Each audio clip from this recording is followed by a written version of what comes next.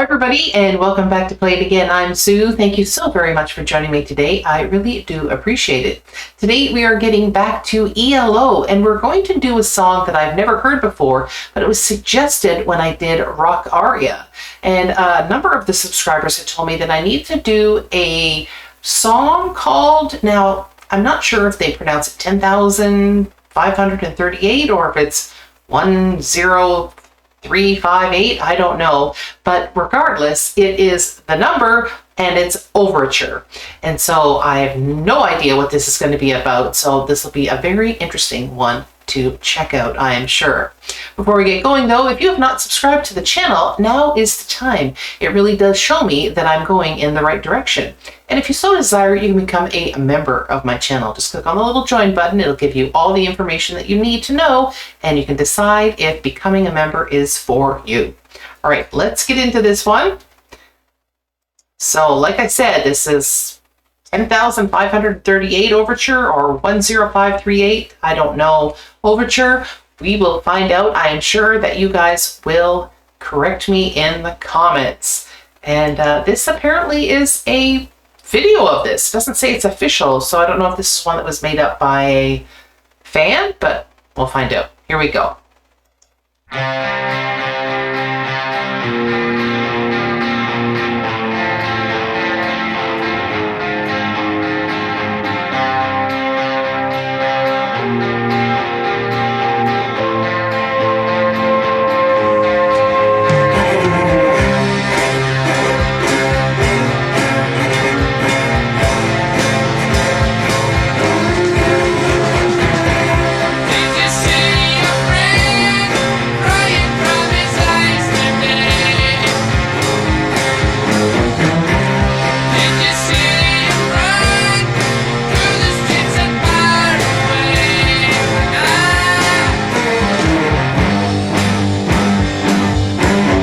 What is happening?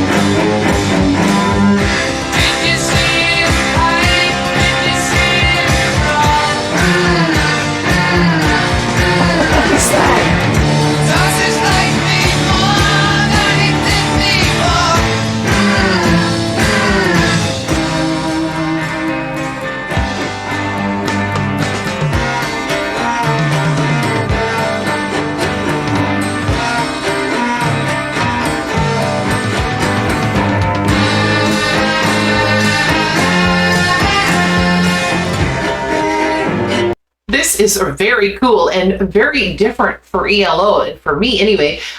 First of all, they're wearing masks and patches, and they look like some of them might have wigs on.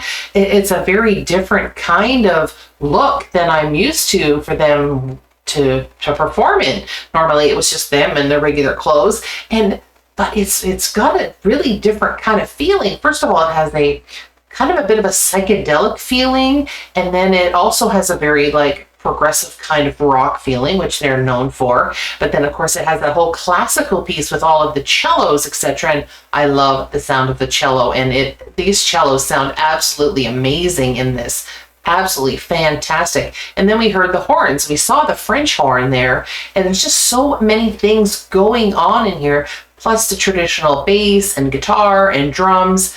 Absolutely fantastic song. It really does sound like some kind of orchestrated piece, and it's very, very cool. I really, really do like this a lot. This is very awesome. Apparently this hit the top 10 in the UK. I don't ever remember this at all in Canada, maybe not in North America as well. I don't know if anybody could tell me, was this released as a single all over the world, or was it basically just in the UK? So I had read up a little bit about this, and apparently the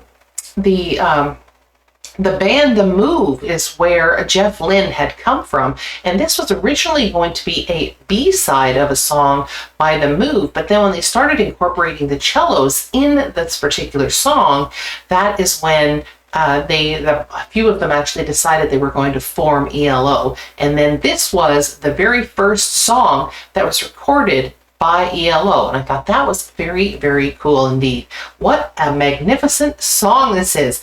Very different. When I started looking at the faces and stuff, it was really kind of reminiscent of the video that I did where it was the Bonzo Dog Doodah Band, where they had like different things on their faces, and right away I was like, what's happening here? But the music itself is taken very seriously, but the way they look is a little bit odd. And if anybody can explain to me the significance of the masks, or perhaps the wigs, or the patch, I would love to know, because that actually threw me a little bit. But fantastic song. All right, let's rewind this a teeny bit.